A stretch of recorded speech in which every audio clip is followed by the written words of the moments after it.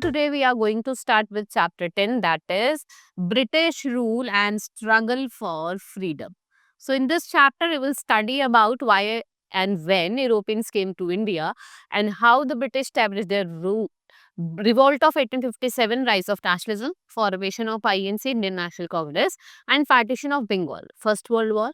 So in ancient times, India was famous for wide for researches. In fact, it was called Golden Bird. India जो spices हैं, jewelry हैं, textile हैं, pearls हैं, they were specially famous in many Asian countries. And when European traders came to know about this, what happened? They decided to visit India and establish trade relation. कि हम India के साथ अच्छा खासा अपना trade relation बनाएंगे. So what happened? First European arrived India was Vasco da Gama. He arrived in India in 1498 at Calicut, now Kozhikode, and thus opened the doors for other European traders. वो Portuguese थे and what they do? They set up trading post in Goa, Daman and Diu. Seeing them earning a huge profit, so what traders did? Many countries like Europe, आपके Europe में Dutch, British and French also started trading with India. ठीक है, सबसे पहले पोर्तुगीज आते हैं, फिर Dutch आते हैं, फिर ब्रिटिश आते हैं, फिर फ्रेंच आते हैं, right. Now struggle among European traders. After some time what happened? All the European traders wanted to have their control over trade in India. इससे क्या हुआ? फाइट हुई among themselves, but British won. British जीत जाते हैं and the company in Surat was establish. इसको हम trading centre कहते हैं, Madras, Bombay and Calicut. Now British rule in India. At the time India was divided into small kingdoms and most of them were engaged with fight with each other. On other hand, we have East India Company which was earning a huge amount of wealth, right? Over a time, company became so powerful that started providing security to the Nawabs of India, right? In return, हमको क्या मिलता है? Trade concession मिलता है. Seeing the disunity, भाई ये disunity देख के जो Indian rulers हैं कंपनी के, they decided to take control over entire country. उन्होंने फोर्ट्स बनाए, कहाँ? बंगाल में. At that time in 1757 Sirajuddaula जो आपके नवाब थे, इन्होंने क्या करा? इन्होंने ऑर्डर दिया कि बिल्डिंग को बनाना रोक दो और रिमूव करो आर्मी को from Bengal, but the British they did not listen to him. और उन्होंने कंटिन्यू करा. बैटल मतलब बिल्डिंग को बनाए गए, उससे क्या हुआ? एक वॉर डिक्लेयर हो गया जिसे हम बैटल ऑफ प्लासी कहते हैं. सिराजुद्दौला को डिफीट करा and put the death. And what happened? British were led by Robert Clive. British become more powerful in Bengal. और British ज़्यादा powerful हो गए बंगाल में after the victory. And 7 years later in 1764 दूसरा war होता है ईस्ट इंडिया कंपनी और India के नवाब जिनका नाम था मीर कासिम ऑफ बंगाल. और कौन सा होता है? Battle of Buxar, right. और ब्रिटिश जीत गए इस बैटल को भी. And after this battle Bengal, Bihar and parts of Orissa came under the British rule. Robert Clive जो थे वो आपके पहले गवर्नर बने बंगाल के, right. British policy. British took full advantage of disunity among Indian rulers to spread their rule over entire India, followed by policy of divide and rule. What they pitted over ruler against another and gained advantage of their fight. They also introduced some tricky policies for their benefit and they are described here. We have subsidiary alliance. If we talk about subsidiary alliance, ये किसने introduce करती? Lord Wellesley ने, right. इस policy में क्या होता था? जो रूलर्स थे, they suspended their armies and what they did, they keep British forces in their territory. और अपने ही टेरिटरी में सारी ब्रिटिश फोर्सेस को रखते थे और उनको मेंटेनेंस पे करते थे. So they also had to give some part of their kingdom to the British और कुछ पार्ट भी ब्रिटिश को देना पड़ता था. ये आपकी सब्सिडरी लाइंस की पॉलिसी थी. फिर doctrine of lapse, it was introduced by Lord Dalhousie. Under this policy जितने भी किंगडम है या कोई भी किंगडम है, उसका जो रूलर अगर मर जाता है, डाई कर जाता है, तो उसका जो नेचुरल हायर है वो ही उसके किंगडम को ले सकता है, not adopted one, right. The British took control over many other kingdoms through these policies. So, our next topic, that is disappointment among Indian towards British policy. जो भी policy थी, doctrine of lapse हो या फिर subsidiary alliance हो, इससे Indians जो थे वो disappointed थे. So, the main aim of British was to earn profit, right?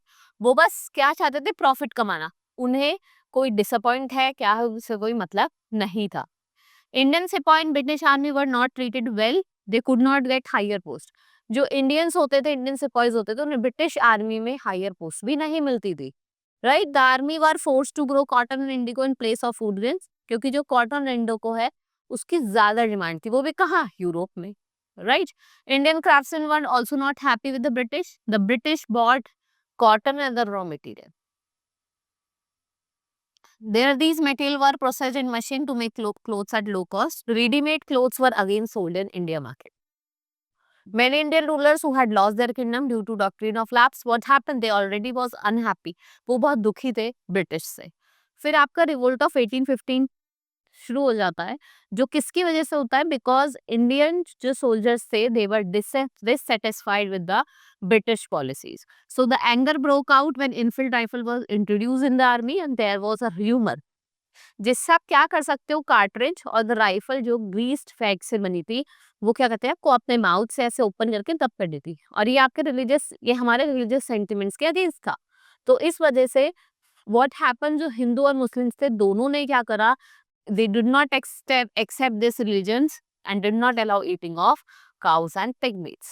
So what happens, sepoys rebelled, और जो रिवोल्ट ऑफ 1850 है उसको हम इंडियन म्यूटिनी भी कहते हैं, और आपका uprising of 1857। Mangal Pandey was the first sepoy जिन्होंने ओपनली रिफ्यूज करा था कि हम यूज नहीं करेंगे, and he attacked his superior. इन्होंने अपने सुपीरियर को अटैक करा मार्च 29, 1857 में, और इनको अरेस्ट करा गया, हैंग करा गया अप्रैल 8 में, and the revolt of 1807 started from Meerut in on April 24, 1957।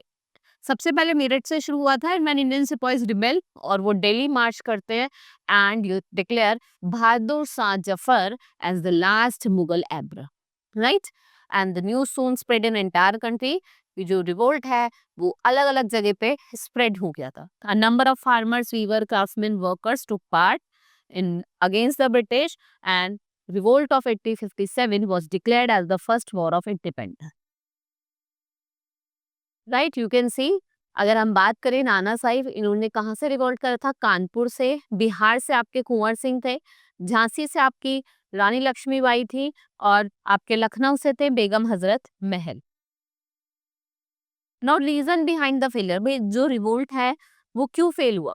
Because एक तो प्लान्ड नहीं था, कोई ऑर्डरली तरीके से प्रॉपरली ऑर्गेनाइज नहीं था, did not get support for entire country, और सारे सेक्शन ऑफ सोसाइटी ने सपोर्ट भी नहीं करा था।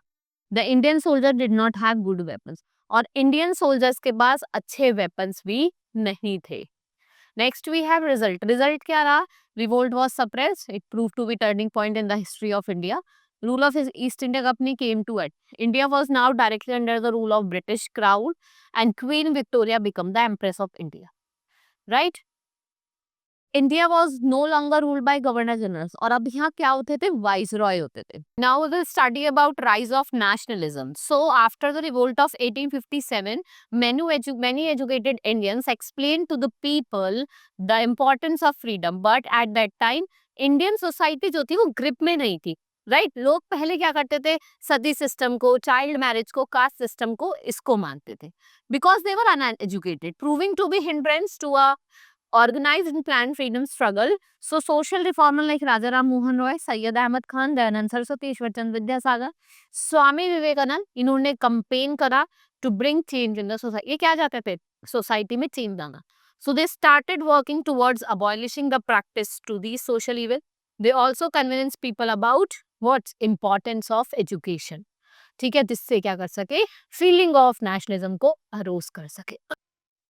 No formation of INC.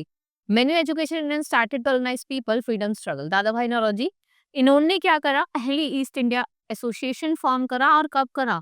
1867 में।